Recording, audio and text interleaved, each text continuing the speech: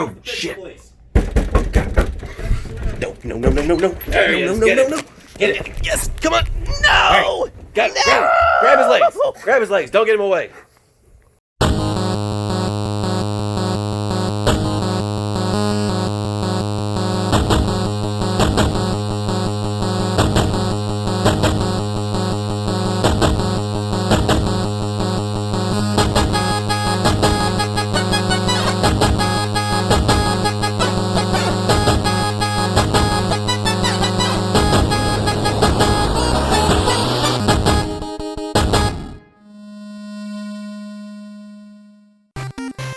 My time in pixel jail had rehabilitated me, and it was time to get back to the straight and narrow and make a solid pixel art style game that everyone can appreciate.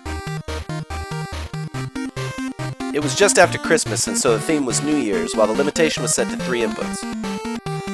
Nothing really came to me idea-wise, plus my game jam partner, Rain the Glutton, was available to work with me on this jam, and he's our idea man. To wit, I'll let him talk about the game he wanted to make. The theme for this minijam immediately had me thinking about the fireworks celebrations that are prevalent around the New Year. I felt that coming up with an idea that integrated fireworks as part of the core mechanic would also be an easy way to help shore up our visual appeal, which is an aspect of our games that we're continuously trying to improve upon. Additionally, given the limitation, we decided that we would focus on the bare minimum in terms of complexity, and instead double down on our polish time to see if that made a difference in how our game was received compared to previous submissions. To provide some thematic context to our game, I felt that going with an ancient Chinese New Year festival would integrate in a nice gameplay element, since fireworks were once used to drive away evil spirits during these festivals. At this point in the ideation phase, we decided that a bullet hell genre would best suit the game, utilizing an element of darkness to emphasize the fireworks as more than just a means to dispatch the spirits. For this game, I was immediately entranced with the source images I found of traditional Chinese fireworks celebrations, as well as their architecture. In a decision that was at odds with my normal methodology, I decided to start working on the game's backdrop first. This was going to be a single-screen game, so the background art was essentially the entire game world. I watched a few videos on the making of superior 2D games such as Hollow Knight, and began crafting a multi-layered image literally from the ground up, starting with traditional Chinese tile work, before moving on to walls and castles, and hanging lanterns meant to fight back against the oppressive night sky full of shadows that our ghosts could hide in. While Rain worked on said ghosts, I began working on the player's only weapon against the darkness, the actual fireworks. Achieving a great-looking explosion with streamers like this is easier than it looks using Unity's amazing particle system.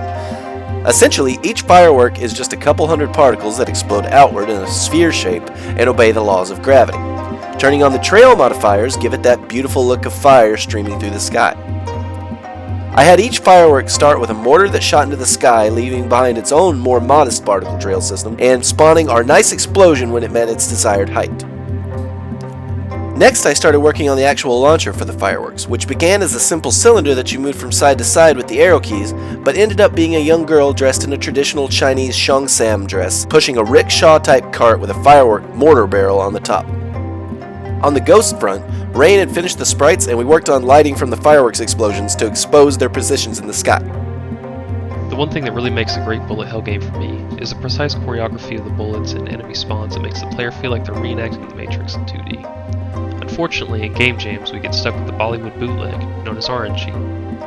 To that end, we set up 4 spirits, each with a different risk factor and purpose to impede the player's movement, and add compounding layers of stress as they strive to push back the never-ending horde of spirits.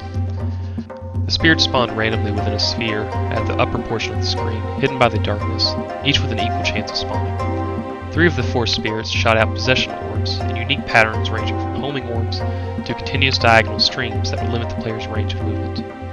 The 4th spirit rushed the player directly without shooting anything, so that the player would need to effectively utilize the fireworks to locate them before they got to a threshold that the player could no longer drive them back. Once the ghosts were spawning and killable by the player, I set about assigning kills a point value that gets tracked at the bottom of the screen, as well as a death condition when a ghost touches you, either with its body or a bullet, that leaves our poor girl, who I had named Su Wu, possessed by an evil spirit.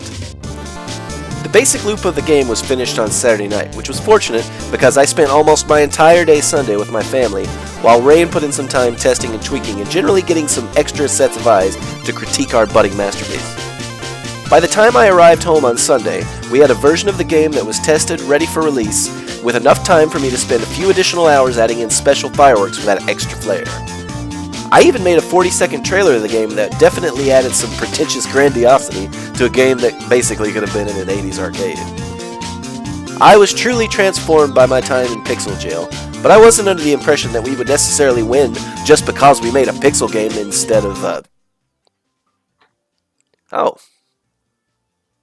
Oh, well, I guess people really do just like what they like.